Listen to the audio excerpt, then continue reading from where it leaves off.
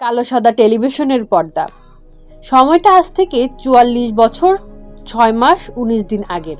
এক কিশোরের মুখ ভেসে ওঠে পর্দায়, চোখে শোক, কণ্ঠে চাপা দৃঢ়তা। কয়েকদিন আগেই ঘাতকের বুলেটে নিহত হয়েছেন তার বাবা। মা দিশেহারা, ছোট ভাই তখনও বুঝে উঠতে পারেননি জীবন মানে কি। সাক্ষাৎকারে কিশোরটি বলে, এই শার্টটা আব্বা নিজেই বানিয়ে দিয়েছিল।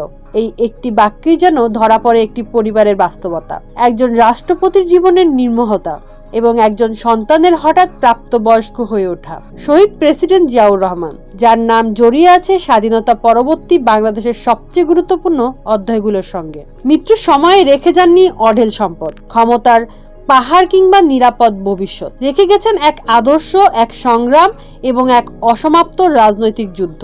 এই যুদ্ধের মধ্যেই বড় হতে থাকে তার বড় ছেলে তারেক রহমান।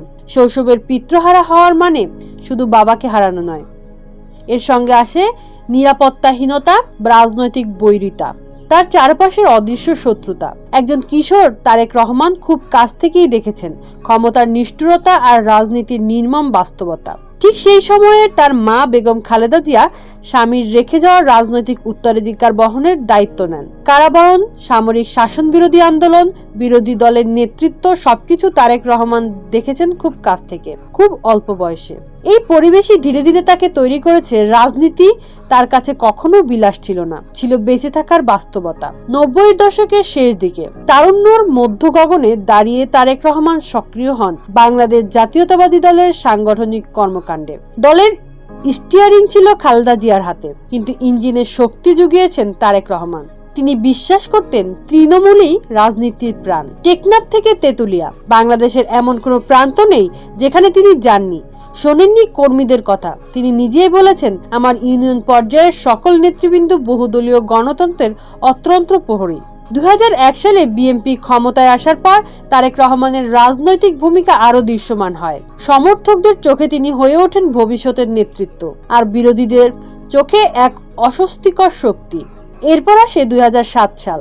রাজনৈতিক পট পরিবর্তন, গ্রেপ্তার করা হয় তারেক রহমানকে। কারাগারে বিচারের আগেই নিষ্ঠুর নির্যাতনের শিকার হন তিনি। শরীরে জমে ওঠে ভয়াবহ জটিলতা। চিকিৎসার অজুহাতে তাকে দেশ ছাড়তে বাধ্য করা হয়। বাংলাদেশের রাজনীতিতে এমন নজির বিরল, একজন শীর্ষ রাজনৈতিক নেতাকে কার্যত নির্বাসনে পাঠানো। বিদেশে দীর্ঘ চিকিৎসা, শারীরিকভাবে ভেঙে পড়লেও মানসিকভাবে থেমে যাননি তিনি। তিনি নিজেই বলেছেন, লক্ষ্য একটাই, করব কাজ, গড়ব দেশ, সবার আগে বাংলাদেশ। হাজার মাইল দূরে থেকেও তারেক রহমান শুরু করেন দল পুনর্গঠনের কাজ। ভোটবিহীন নির্বাচনের বিরুদ্ধে আন্দোলনে তিনি হয়ে ওঠেন কেন্দ্রীয় মুখ। এই আন্দোলনের পরিণতি ২৪-এর গণ অভ্যুত্থান। এই সংগ্রামে তিনি ঘোষণা করেন, এই সংগ্রামের বাংলাদেশ জাতীয়তাবাদী দল দেশের জনগণকে সঙ্গে নিয়ে ইনশাআল্লাহ জয়ী হবে। আজ তিনি বিএনপির ভারপ্রাপ্ত চেয়ারম্যান। শৈশবের ট্র্যাজেডি, মামলা, কারাবাস, নির্যাতনা, নির্বাসনের মধ্য দিয়ে গড়ে ওঠা এক জীবন। অনেকে মনে করেন তারেক রহমানের জীবন আসলে বাংলাদেশের রাজনৈতিক বাস্তবতার প্রতিচ্ছবি, যেখানে ক্ষমতা মানেই লড়াই আর টিকে থাকা মানেই সংগ্রাম। এই গল্প কোনো এক ব্যক্তির নয়, এই গল্প একটি দেশের, এক রাজনীতির আর এক অবিরাম লড়াইয়ের।